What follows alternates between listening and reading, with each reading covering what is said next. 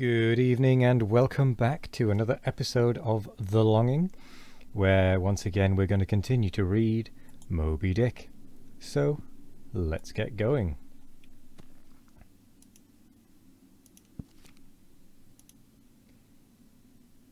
Chapter 122. Midnight Aloft. Thunder and Lightning. The main topsail yard, Tashtego passing new lashings around it. Stop that thunder. Plenty too much thunder up here. What's the use of thunder? We don't want thunder. We want rum. Give us a glass of rum. Chapter 123. The Musket.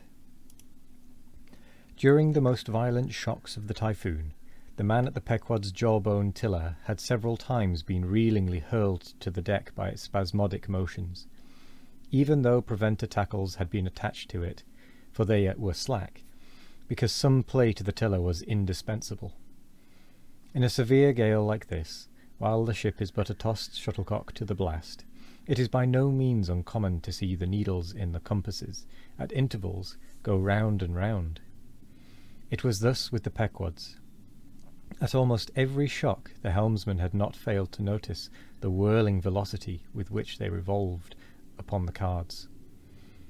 It is a sight that hardly anyone can behold without some sort of unwanted emotion. Some hours after midnight the typhoon abated so much that through the strenuous exertions of Starbuck and Stubb, one engaged forward and the other aft, the shivered remnants of the jib and fore and main topsails were cut adrift from the spars, and went eddying away to leeward, like the feathers of an albatross, which sometimes are cast to the winds when that storm-tossed bird is on the wing. The three corresponding new sails were now bent and reefed, and a storm trysail was set further aft, so that the ship soon went through the water with some precision again, and the course, for the present, east-south-east, which he was to steer, if practicable, was once more given to the helmsman. For during the violence of the gale he had only steered according to its vicissitudes, but as he was now bringing the ship as near her course as possible, watching the compass meanwhile, lo, a good sign, the wind seemed coming round astern. Aye, the foul breeze became fair. Instantly the yards were squared, to the lively song of Ho, the fair wind, O ye ho, cheerly men, the crew singing for joy, that so promising an event should so soon have falsified the evil portents preceding it. In compliance with the standing order of his commander, to report immediately and at any one of the 24 hours, any decided change in the affairs of the deck, Starbuck had no sooner trimmed the yards to the breeze, however reluctantly and gloomily, than he mechanically went below to apprise Captain Ahab of the circumstance. Ere knocking at his stateroom, he involuntarily paused before it a moment. The cabin lamp, taking long swings this way and that, was burning fitfully, and casting fitful shadows upon the old man's bolted door, a thin one, with fixed blinds inserted, a place of upper panels. The isolated subterraneousness of the cabin made a certain humming silence to reign there, though it was hooped round by all the roar of the elements. The loaded muskets in the rack were shiningly revealed, as they stood upright against the forward bulkhead. Starbuck was an honest, upright man, but out of Starbuck's heart, at that instant when he saw the muskets, there strangely evolved an evil thought, but so blent with its neutral or good accompaniments, that for the instant he hardly knew it for himself. "He would have shot me once," he murmured. "Yes, there's the very musket that he pointed at me, that one with the studded stock. Let me touch it, lift it. Strange that I, who have handled so many deadly lances, strange that I should shake so now. Loaded, I must see. Aye, and powder in the pan. That's not good. Best spill it. Wait, I'll cure myself of this. I'll hold the musket bodily while I think. I come to report a fair wind to him, but how fair? Fair for death and doom. That's fair for Moby Dick. It's a fair wind that's only fair for that accursed fish. The very tube he pointed at me, the very one. This one, I hold it here. He would have killed me with the very thing I handle now.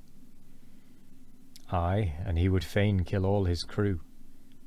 Does he not say he will not strike his spars to any gale? Has he not dashed his heavenly quadrant? And in these same perilous seas gropes he not his way by mere dead reckoning of the error-abounding log? And in this very typhoon did he not swear that he would have no lightning rods?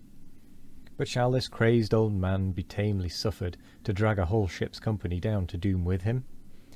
Yes, it would make him the wilful murderer of 30 men and more. If this ship come to any deadly harm, and come to deadly harm, my soul swears this ship will, if Ahab have his way. If, then, he were this instant put aside, that crime would not be his. Ha! Is he muttering in his sleep? Yes, just there. In there. He's sleeping. Sleeping? Ay, but still alive and soon awake again. I can't withstand thee, then, old man. Not reasoning, not remonstrance, not entreaty wilt thou hearken to. All this thou scornest, flat obedience to thy own flat commands. This is all thou breathest. Ay, and sayest the men have vowed thy vow, sayest all of us are Ahabs. Great God forbid, but is there no other way, no lawful way? Make him a prisoner to be taken home. What? Hope to wrest this old man's living power from his own living hands? Only a fool would try it. Say he were pinioned even, knotted all over with ropes and hawsers, chained down to ring bolts on this cabin floor. He would be more hideous than a caged tiger then. I could not endure the sight, could not possibly fly his howlings. All comfort, sleep itself, inestimable reason would leave me on the longing, intolerable voyage. What then remains? The land is hundreds of leagues away, and locked Japan the nearest. I stand alone here upon an open sea, with 2 oceans and a whole continent between me and the law. Aye, 'tis so. Is heaven a murderer when its lightning strikes a would-be murderer in his bed, tindering sheets and skin together? And would I be a murderer then, if, and slowly, stealthily, and half sideways looking, he placed the loaded musket's end against the door? On this level Ahab's hammock swings within, his head this way. A touch, and Starbuck may survive to hug his wife and child again. O Mary, Mary, boy, boy, boy. But if I wake thee not to death, old man, who can tell to what unsounded deep Starbuck's body this day week may sink, with all the crew? Great God, where art thou? Shall I? Shall I? The wind has gone down and shifted, sir. The fore and main topsails are reefed and set. She heads her course. Stern all, O Moby Dick, I clutch thy heart at last. Such were the sounds that now came hurtling from out the old man's tormented sleep, as if Starbuck's voice had caused the long dumb dream to speak. The yet levelled musket shook like a drunkard's arm against the panel. Starbuck seemed wrestling with an angel, but turning from the door, he placed the death tube in its rack and left the place. He's too sound asleep, Mr. Stubb. Go thou down and wake him, and tell him. I must see to the deck here. Thou know'st what to say. Well, with that we come to the end of the chapter. And, yeah, pretty much the end of the episode as well. So I will take my leave.